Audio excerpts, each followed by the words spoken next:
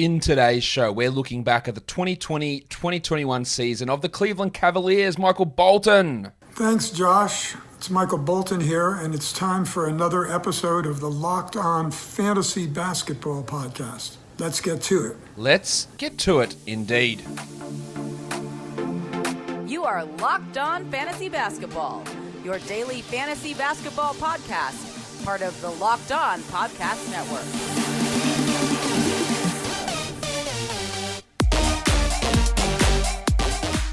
Hello and welcome to the Locked On Fantasy Basketball Podcast, brought to you by Basketball Monster. My name is Josh Lloyd and I am the lead fantasy analyst at basketballmonster.com and at Yahoo Sports Australia. And you can find me on Twitter, as always, at redrock_bball and on Instagram at Locked On Fantasy Basketball. Today's episode is brought to you by Locker Room.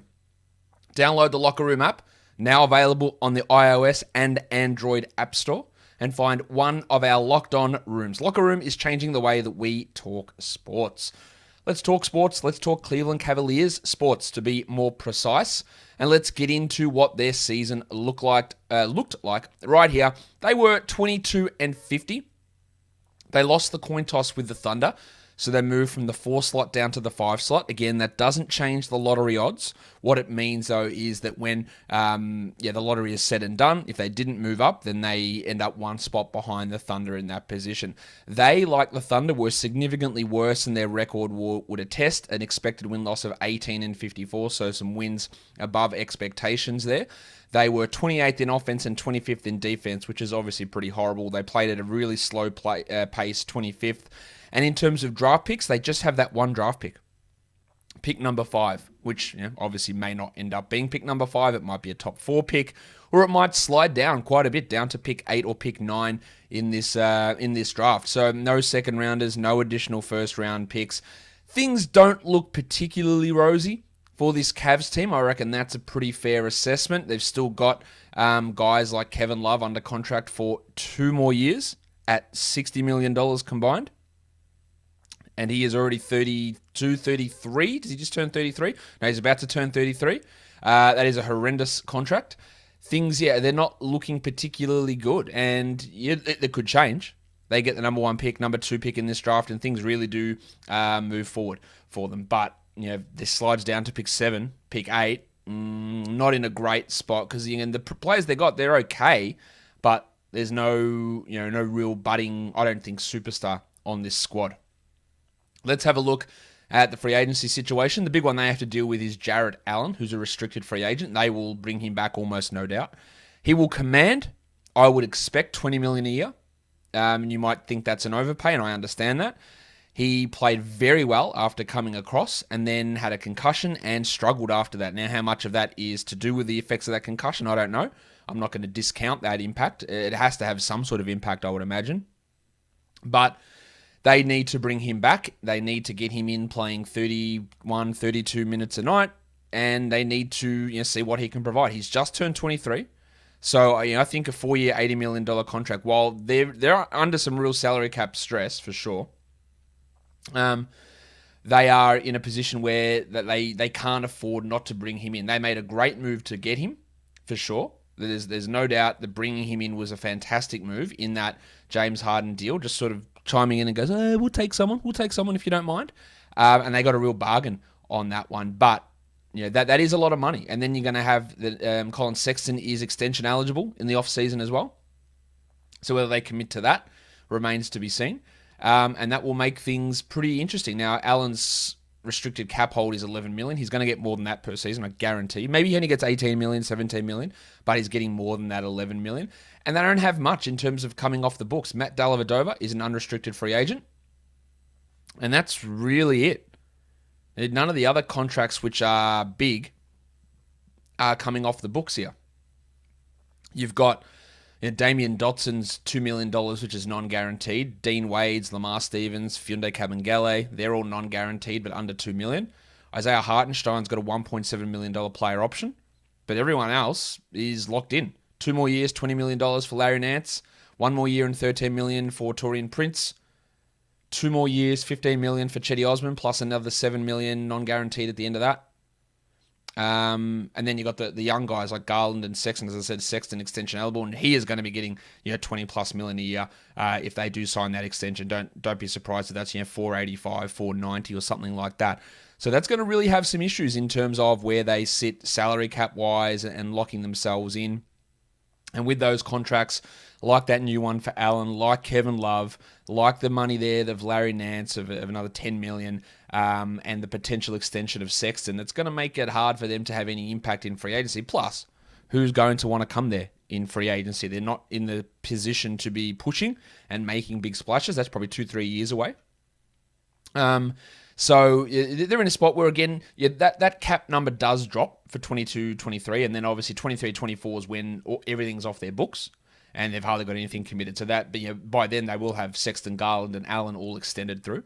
But that's sort of when I think that is the time frame, the 23-24 season, where Cleveland should be looking to really push forward. Maybe they can get playoffs 22-23. That's 2 years from now. But 23-24 is the season where they should be looking to coalesce everything. You got an in-prime Sexton, Garland, Allen. You'll have the hopefully top 4, top 3 pick from this year's draft, and then some other selections moving forward. And that's where they need to start looking at where the value can come from. Guys, Built Bar is the best tasting protein bar ever. I just actually had one this morning. My breakfast, mint brownie flavor. What's your favorite flavor? There are 9 delicious flavors available for Built Bar. Raspberry, coconut, salted caramel, plus the occasional limited time flavor. And if you don't know what your favorite flavor is because it's your first time with Built Bar, just get a mixed box. 18 flavors. Not true. 18 bars, 9 flavors, 2 of each flavor. So you get to figure out which one is your favorite. And these bars don't just taste delicious. They're also healthy. Most of these bars are 17 grams of protein with just 130 calories, 4 grams of sugar, and only 4 grams of net carbs. So it's not like you are eating something that tastes disgusting just to get a healthy snack and a healthy nutritional item into your body. You're doing the healthy stuff while also having a delicious treat. It is an absolute win-win. So go to BuiltBar.com, use the promo code LOCKED15, and you'll get 15% off your first order. The promo code is LOCKED15 for 15% off at BuiltBar.com. Now, we want to talk about our internal health, and you're taking care of ourselves that way. Fellas, we have to take care of ourselves on the outside as well, and that's why I'm here to tell you about Manscaped. Support for the Locked On Fantasy Basketball podcast is brought to you by Manscaped, the best in men's below-the-waist grooming. Manscaped offers precision-engineered tools for your family jewels. They obsess over their technology developments to provide you with the best tools for your grooming experience. And Manscaped is trusted by over 2 million men worldwide, and we have an exclusive offer for my listeners. 20% off and free shipping at Manscaped.com by using the promo code LOCKEDONFANTASY. Manscaped hooked me up with a bunch of their tools and formulations from their Perfect Package 3.0 kit. The Lawnmower 3.0 with its advanced skin-safe technology and cutting-edge ceramic blades to reduce grooming accidents. Fantastic. The Crop Preserver, an anti-chafing ball deodorant and moisturizer. Because, guys, especially you in the States, summer's coming up. Your nutsack might get a little bit sweaty, a little bit on the nose, as they may say. So the Manscaped Crop Preserver is a fantastic product, plus the Crop Reviver, which is a great way to get in there to stop your balls from sweating, smelling, and sticking. They also throw in a pair of high-performance boxers and a travel shed bag to store all of your grooming goodies. So 20% off, free shipping by using Locked On Fantasy at Manscaped.com. Get 20% off and free shipping with the code Locked On Fantasy at Manscaped.com. That is 20% off. That's a lot. With free shipping at Manscaped.com using the code LOCKEDONFANTASY. Unlock your confidence and always use the right tools for the job with Manscaped. All right, that's enough about nutsacks. Let's talk about the Cavs again, and let's look at the Padawan, Collin Sexton. He was the 74th ranked player this season. That's pretty good. He played 60 games. He averaged 35 minutes a game, which is an absolute shitload. He had 35 fantasy points, which was good for 53rd. He was 74th in category leagues, and the ADP was 97. Now, this is a guy that I've been critical of in the past, for sure, especially from a fantasy perspective because of his inability to do much else apart from score. And I'm still not really sure where I sit with Collin Sexton as a long-term NBA player, prospect. I don't know. I'm still on the fence. There is absolutely no denying that he is a very good scorer, a really good scorer. He averaged 24 points per game. and he does it efficiently. 57% true shooting. But that true shooting was much higher earlier in the year, and it did start to drop off. 48 from the field, 82 from the line, 37 from three. He still doesn't take anywhere near enough threes. 4.4 threes per 38. Not even per 38. 4.4 threes per game is not very much at all. His mid-range shooting was pretty good, 44%. That's a career best for him in these 3 years.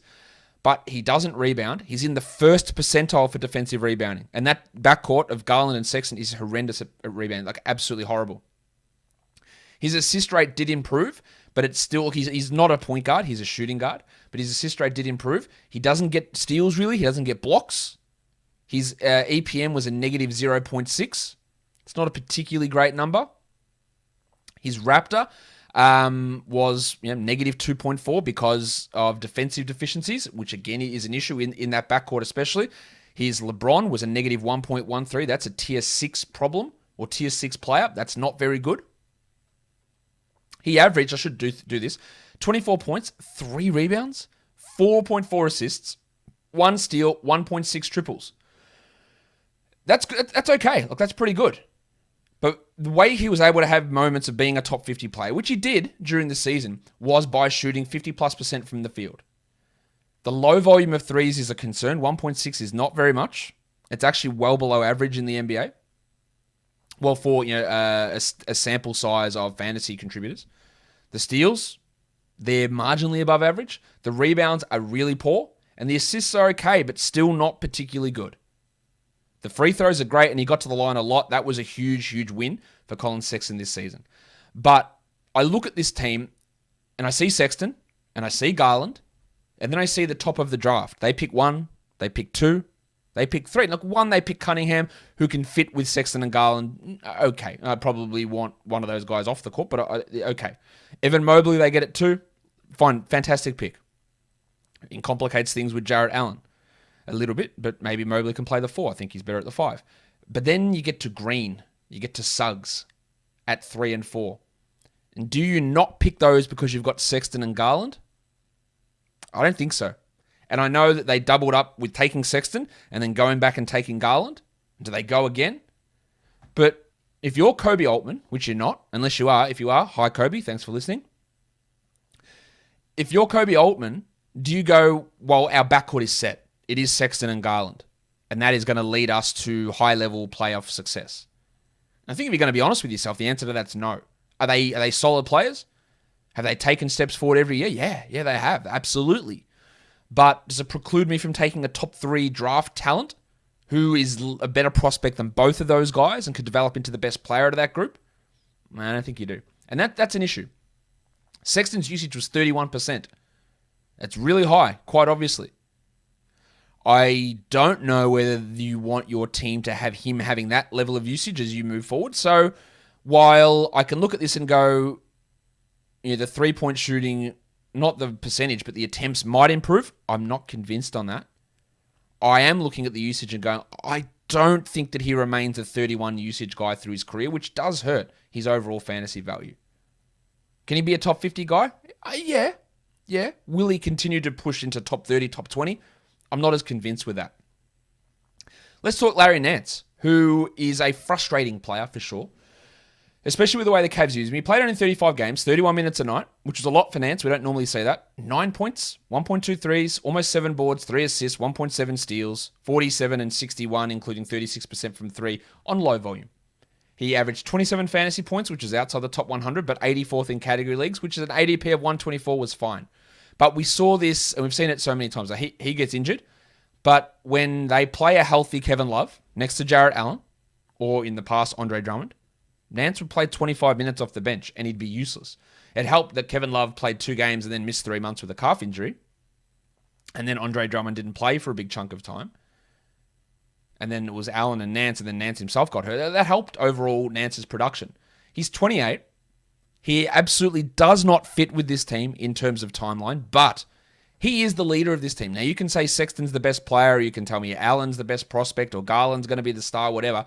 Nance is this team's leader. So that is the value that he has, which means that he probably sticks around. And it means that he probably gets minutes in the rotation, despite being a guy that if they were going to look at it from a purely basketball perspective, on-court production, he's not quite there. His value in category leagues comes almost exclusively from those high steal numbers, 1.7 per game, which is 97th percentile in the NBA. He had a really good positive EPM defensively, and overall, his advanced numbers were strong as well. His Raptor defensive numbers were great. His Raptor total number was pretty good. He was all right in his LeBron as well, negative 0.07. But offensively, he's just such a negative, I think. He has improved in his passing for sure. But where does it make sense on this team? And I'm not really sure where that is. Small ball center, maybe. But with Allen and maybe a Mobley coming in, Hartenstein showing some things, I don't really know. To me, at this point, he's not a guy that I really draft unless we get clarity on Kevin Love. And I do not trust Kevin Love for a second for next year at all. But there are a lot of off-season moves here that might lead me to be skeptical on Larry Nance, plus his injuries. But if Nance plays 30 a night, he's a top 100 guy. But we need Love to be out, and we need Nance to not get hurt, and we need no other players to come in at that position for that to be realistic. And maybe that's just not something that's going to happen, potentially. This is the next guy that I'm most excited to talk about. That's Darius Garland. To be honest with Darius Garland, he was bad last year. But there were a lot of factors with that. He came in after playing 5 games in college and had a knee injury. Sucked. Didn't play Summer League. Had whatever foolishness happened with John Beilein as the coach last year for the Cavs. And he was just flat out bad. He played 31 minutes, but he was outside the top 200 for fantasy. He averaged 12, 2, and 4.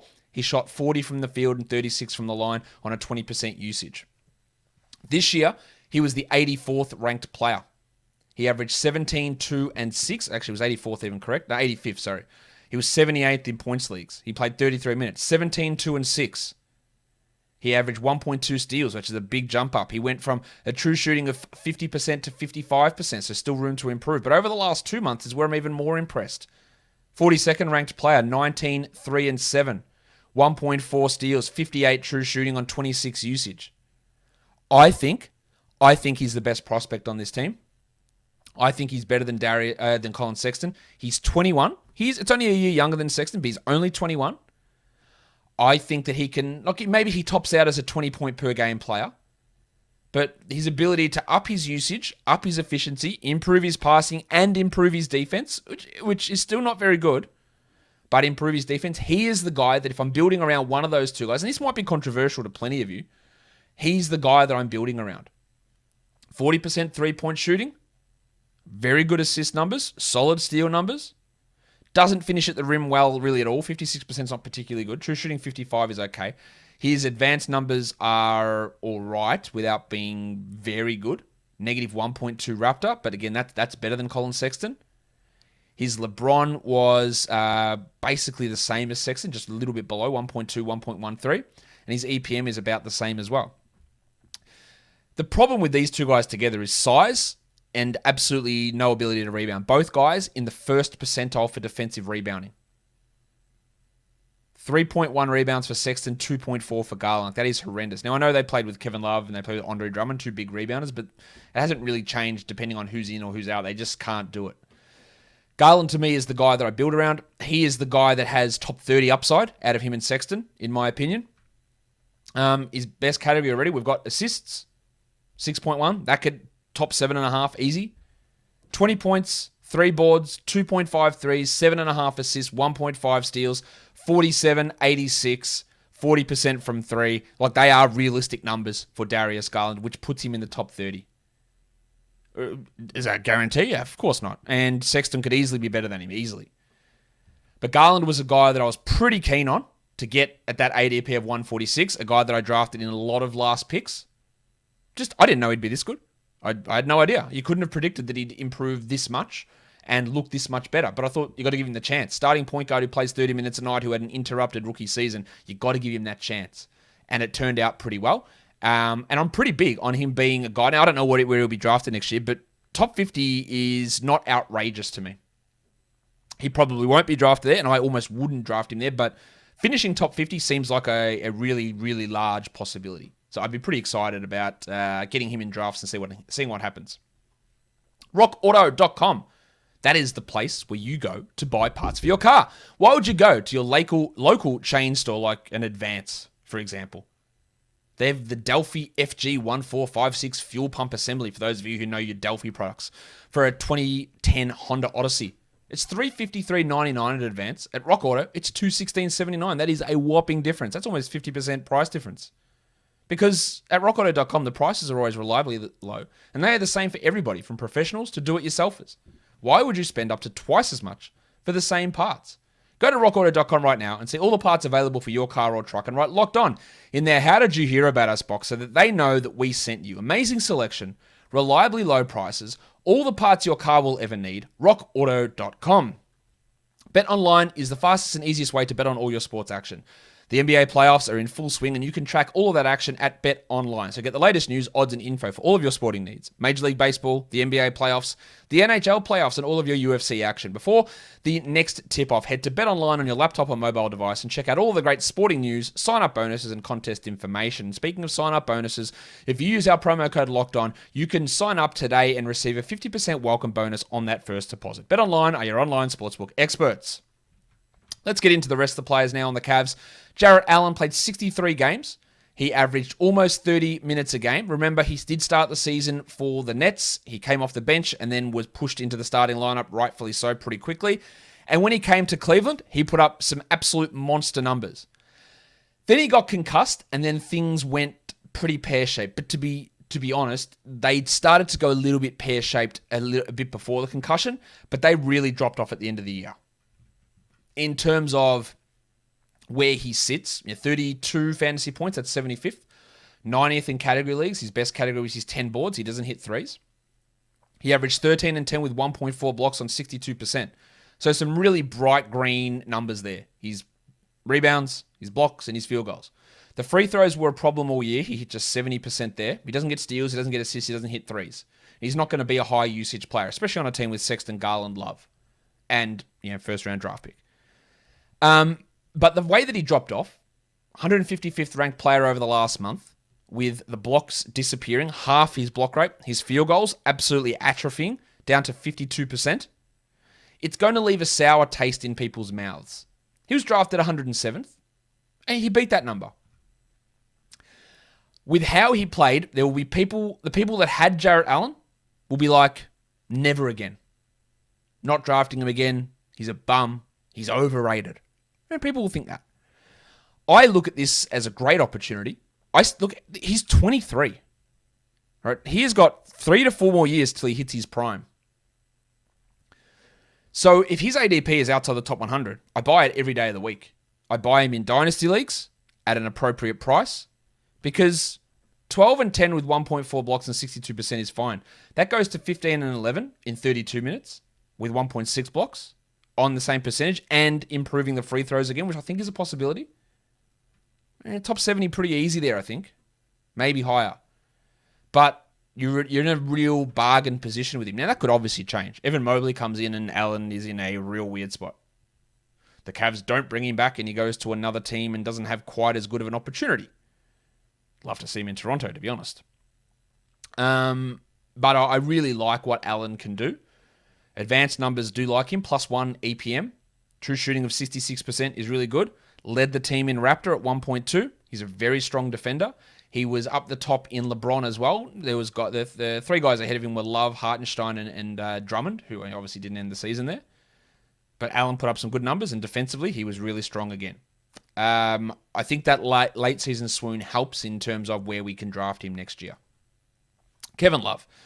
Oh, man. 25 games, 25 minutes. He averaged 26 or 25. Let's go with the 25 theme. 25.55 fantasy points. It's 124th. And in category leagues, he's 141st. 78 ADP with shitouts. Now, he was a guy that I was into drafting in those those late mid picks. And it obviously was a horrible decision. He averaged 12 points on 41% shooting. He did have 7 boards, but of course, there's no steals, no blocks. The assists never eventuated, which we thought he could push to 4 on this team that did lack some playmaking. And he just couldn't stay healthy. He couldn't stay engaged. A lot of questions asking about Kevin Love and does he get traded? How do the Cavs get off him? Unless there's a stupid team out there They cannot get off him unless they dump assets. And I don't really see the point of that for this Cavs team. They just need the assets. So unfortunately, Love's going to be hanging around this team unless he says, look, I'm owed $60 million. Just pay me $5 million and get me out of here, which is a wild move. But he's a guy that does prioritize mental health. We know that. And if his mental health is in such a precarious state in Cleveland that he says, I've made $200 million or whatever it is in my career, I just need to get out of here. I could see that happening. I could see him doing like a Blake Griffin style buyout from Detroit and just saying, like, just get me out of here. Which is great for the Cavs if that's the case, but they're not buying out all $60 million of this contract. Or even $30 million. I wouldn't have thought. It doesn't make any sense for them to do that. So his future is really precarious. Do I ever think he's getting back into the top 100? No way. I don't think so. The shooting's not there. The interest isn't there. The body's not right. He's old. It's just not going to happen. I don't believe. Which is sad because he was a guy that, remember how much of a stud he was? He's a top 5 fantasy player for years. This was the worst year of his career, I would say. His LeBron was still pretty positive. Defensively and offensively, it was good. His Raptor wasn't quite as good, and his EPM was all right. But yeah, he did have some. He had some struggles, obviously. Played 2 games and then didn't come back until like April, really, full time, and had some really solid games for a little stretch there. But I would suggest that Kevin Love's time as being an impactful fantasy guy is over. The artist formerly known as Taurean Prince, 41 games, 22 minutes. Averaged 19 points outside the top 215 in both categories and points leagues. His best category was his free throws at 85.5%. 40 from the field. He's just a very bad shooter in general. But interestingly, he hit 40% from 3 and 40% from 2. 1.5 threes a game, but no steals. Blocks were okay. Low rebounds, low assists, low scoring, 22 minutes. Got hurt again. Ankle injury ended his year. He's one of those players, again, that people will give multiple chances to. I remember last season, 19-20, before the year, when he went to Brooklyn. Oh, man, Taurean Prince, I'm in. I'm drafting him top 100. And I was like, no, I don't think so. And that's because he had like a couple of games in the preseason where he shot 75% from 3. And then this year, when he was traded from Brooklyn to Cleveland, oh, man, he's going to get so many minutes. He's going to just thrive there. He's a guy that I'm picking up. And again, I was pretty much like, no.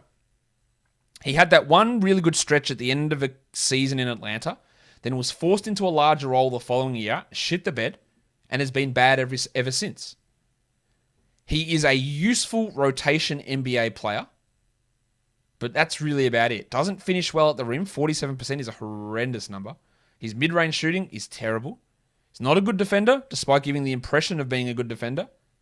He's got the dreadlock effect, where if you run out there and you act super fast and your hair flies around, it makes it look like you're doing better defending than you are, almost like a Russell Westbrook, although he doesn't have the dreadlocks, obviously, but just very fast twitch movements make you seem like you're a good defender. And Prince has that, my hair's flying all over the place, so I must be impacting things. He's not a good defender. And he struggles offensively, so I don't really know what he's bringing that's positive. I don't have much faith for Taurean Prince, to be honest. Let's look at Chetty Osmond, who literally was the worst player, or one of the worst players in the NBA at the beginning of the year. He still somehow played 59 games and 26 minutes a night, but he was taken out of the rotation at one point and injuries forced him back in. 21 fantasy points, top 200, that is. 236th in category leagues. But what he was really able to do, he was drafted 138th in some leagues, amazingly. What he was able to do is at the end when Garland and then Sexton got hurt, he came back in, his usage went up, his minutes went through the roof, he handled the ball a lot, and it worked okay. Now, the shooting is just piss poor. 37 from the field, 31 from 3. He averaged only 0.9 steals, but the 3 assists and 10 points is what gave him any semblance of usefulness this season. But we have to remember that before the end of the year, he really, really struggled. His advanced numbers are fairly poor. His EPM is terrible. His LeBron is really bad as well. His Raptor is negative on both offensive and defensive. Negative 3.3 is quite poor. And with the potential of another wing coming in, maybe a Jonathan Kuminga, with the presence of Isaac Okoro, there's no future for him on this team as any sort of long-term prospect. He's got $15 million guaranteed left for 2 more years, so he's going to be around. He's not particularly old. He's 26. But he had his opportunity. And he's one of those guys when you talk about fantasy value and you look at him and you go, this is the season for Chetty Osmond. Everyone's out. No one's there. He's going to be the starter. They're going to give him minutes. And he couldn't succeed in that role. So it's never going to happen again for him in that situation. And I think that's exactly where we are here for Chetty Osmond. Let's talk Isaac Okoro, who played 67 games, almost every game. 32 minutes, so minutes weren't a problem, but production was. Yahoo points, 19 per game. Category leagues, 267th. His best category was steals, and it was under 1 a game. His worst category was rebounds. And again, you put Sexton, Garland, and Okoro out there, and none of them can rebound. That's a real issue. 42% shooting for Okoro, 73 from the line. He hit 29% of his threes. Now, he had some moments at the end of the year where people were getting excited about him. He had this 6-game stretch of double-digit scoring, which was preceded by another 6-game stretch. So 12 out of his last 13 games, he scored in double digits, and that there is no denying that. The problem is he had 1 block in his last 20 games. His steals, he had 3 blocks in his last 10 games, or 3 steals in his last 10 games. He did have some decent rebounding games, but remember, these were games where Sexton was banged up, where Garland was out, where Love was out, where Nance was out. And yeah, he showed improvement for sure. 20% usage plus in 5 straight games to end the year. Efficiency never hit over 43% in those games. His true shooting never went over 51 in those games. So that was a real problem. But he was able to make out with some sexy lines. 22, 10, and 4. 15, 6, and 6. 17, 6, and 5. The advanced stuff hated him this year. Like, it didn't look good at all in most cases. Negative 3.6 EPM is really bad. Negative 4.3 Raptor is bad. Negative 3.57 LeBron is honestly horrible. But he is a rookie, obviously, who is just 20 years of age. So he is going to improve. The query I have with him is, again, he's a guy that when he came in from college, the fantasy stats translated horribly. Great defender, but shooting is bad. Good passer, but assist numbers are bad. Doesn't rebound, doesn't get steals, doesn't get blocks. And unfortunately, all of those things happened in the NBA in his first year. The improvement in usage and scoring was really key at the end of the year, but there is context to that. Again, Garland out, Sexton out at times, Love out, Nance out, bunch of guys injured, playing alongside Broderick Thomas and Dean Wade and Funda Kabengele down the stretch. And he put up some good numbers. There's no doubt in that. And I expect the 42% shooting to jump considerably next year. But what I need from him is the assists to go to 3 a game, the steals to go to 1.5 a game, the scoring to go from 9.6 up to 14 a game, which I think is an absolute possibility. And he is going to be a draftable player. But how high he gets drafted is going to be very, very interesting. And there are others around in the fantasy industry specifically who have much higher opinions on him than me. And that's fine. I could be very wrong on it. They could be wrong too. I just do not see I'll say top 30, no way. I don't see top 50. Top 70, I can see him getting there. But there are a lot of holes there. The defensive lack, the efficiency lack, the rebound lack, the assist lack, the 3-point volume lack. It's all, and efficiency lack is a real problem. But in saying that, again, we look at the end of the year. He took 17 threes in his last 2 games.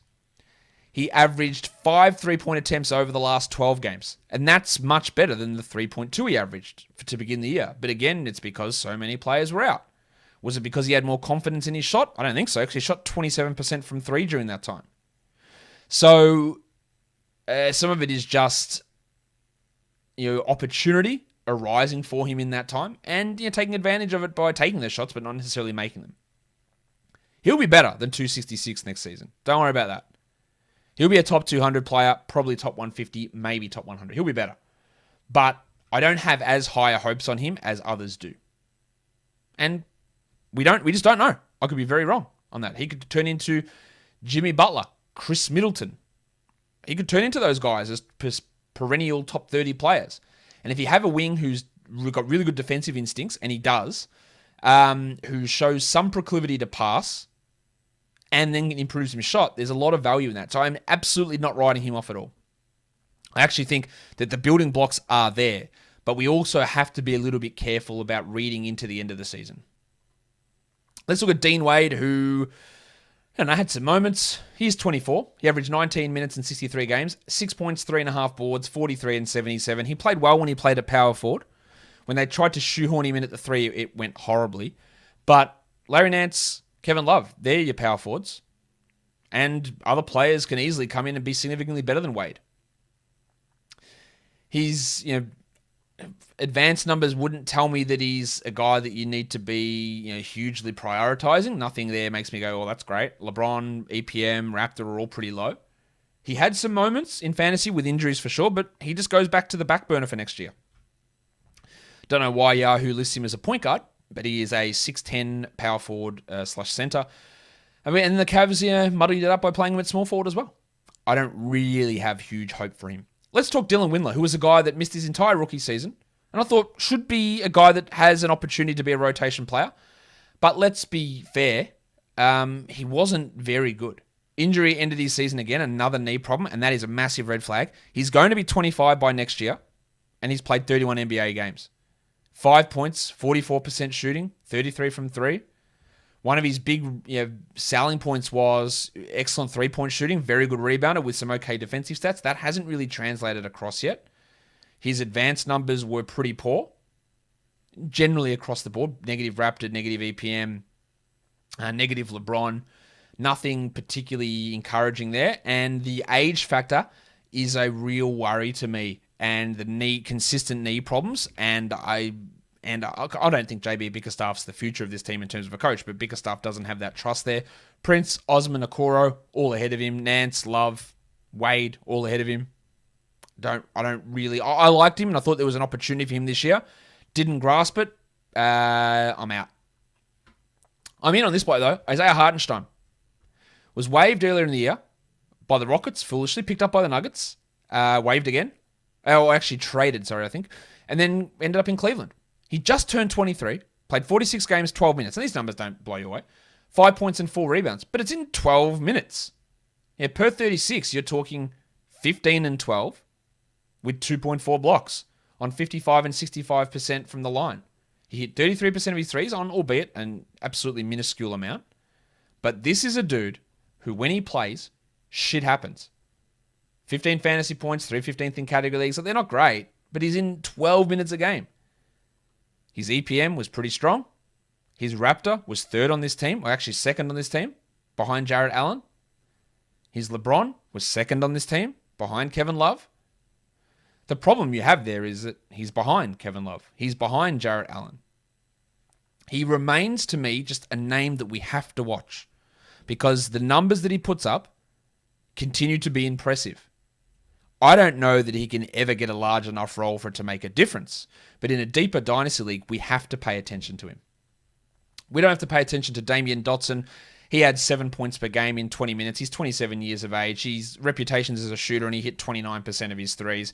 He'll be pretty lucky to find himself in a rotation role for this coming season. And these last guys, there's not even any sort of interesting player we need to look at.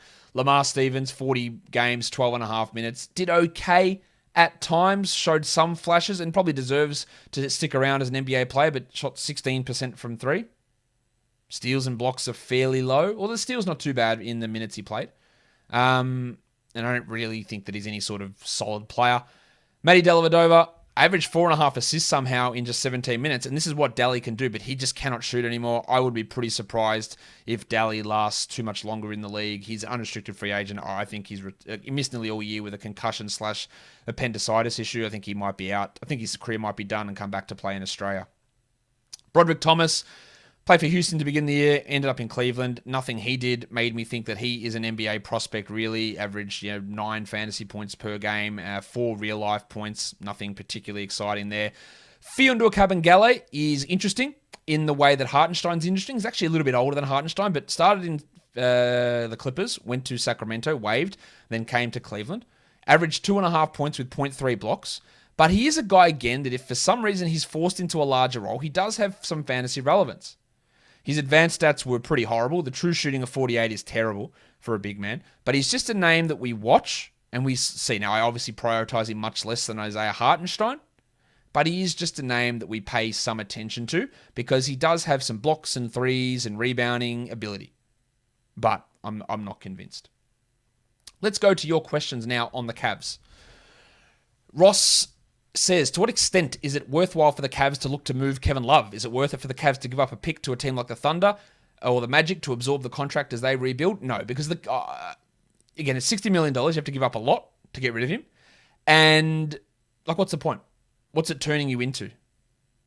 You're giving up an asset when you're still trying to build assets and build young players. I don't honestly think that that's the point. If you can negotiate a Blake Griffin type buyout, sure. And it's a lot of money to be paying Kevin Love, but you don't give up assets to give off him, to get off him. Lillard Loster says they trade Sexton. I think that's a distinct possibility. Just because, again, I'm not convinced of the Sexton-Garland pairing. You get Green, Suggs, Cunningham. Where does Sexton fit there? Sexton's role is probably best suited to being Jordan Clarkson off the bench, former Cav, Jordan Clarkson. Not 35-minute, 31 usage, lead scorer on a team type player. I could be very wrong on Sexton. I just think there's too much lacking in his game to be that guy. Can Sexland take another step forward, taking Trout says? Garland, yes. Sexton, I'm not really sure what that step forward is, but yeah, there's no reason that he can't, but I'm not convinced. But Darius Garland, yeah, for sure. Leo Banagas, is Okoro fantasy relevant in the future? I talked about that already. I think there is some relevancy there, but I wouldn't say it's necessarily too high. I know this bloke, Super Scare, has been asking about this question in multiple pods. How do you rank their Kevin Porter Jr. trade? Now, obviously, they traded away Kevin Porter Jr. for a fake second-round pick, so they got rid of him for nothing. And on the surface, we look at what Cousin Kev did in Houston, and we can roast the Cavs and say, oh, you gave away a player, look how good he is now. But that is absolutely not what happened. Kevin Porter Jr. has a myriad of off-court issues. Right? Myriad. So a myriad means a lot. A varied amount. A lot. He had off-court issues. He didn't play his full year in college at USC because of an off-court suspension. Came to Cleveland. Obviously shit going on behind the scenes. Arrested in the off-season. Drug possession, firearm possession, I believe, as well. Came in. Didn't play for the Cavs at all for personal reasons, whatever that was. Then you've chucked food at assistant coaches and the GM in the locker room because someone took his locker, which, okay, is a shit thing to do. But handle it better, my guy. And that's the story that we know. What else happened there? And for a Cavs team who, is obviously prioritizing culture, locker rooms, personalities, and the fact that they got literally nothing back in a trade means to me that nobody wanted Kevin Porter, or the counterpoint to that is they said, we really care about this guy, but he actually hates being in this organization and there's no one here he can connect to. But you know what? John Lucas, assistant coach in Houston, can be a guy that gets through to him. Let's do what's best for this guy on a personal level to develop him as a person, to mature him, which helps bring out his basketball talent. And if we have to take an L on that, so be it. But we do it because we care about the guy. Let's send him to Houston. Just take him because we want the best for him. We don't want him to end up in a situation where he is bankrupt or in prison or worse, dead. And I am putting those words out there because I haven't heard, and Cleveland hasn't said that, but this is how I can see that thinking going, is they've just said, we want to look after this bloke who's got into legal trouble, firearms and drugs, is now assaulting members of his management team or our management and coaching staff and other players, and had multiple of these issues and other stuff we don't know about. They said, dude, we just need you to get right and feel comfortable, and the basketball secondary. So while it looks like a huge L to trade him, I actually think it's a massive W for the Cavs to do that as an organization, to take care of this bloke when we don't know everything else that went on behind the scenes. And they were actually, I think, doing the thing that was the best for him in the long term, which might come as a cost for them, but that is a pretty admirable thing to do. Now let me know what you think about that, and maybe that takes complete bullshit. But yeah, that's how I view it. Anyway, follow this podcast, Apple Podcasts, Google Podcasts, Stitcher, Spotify, and on the new Odyssey app. On YouTube, hit the thumbs up, drop your comments, ring my ding-a-ling-a-bell, guys. We are done here. Thank you so much for listening, everyone. See ya.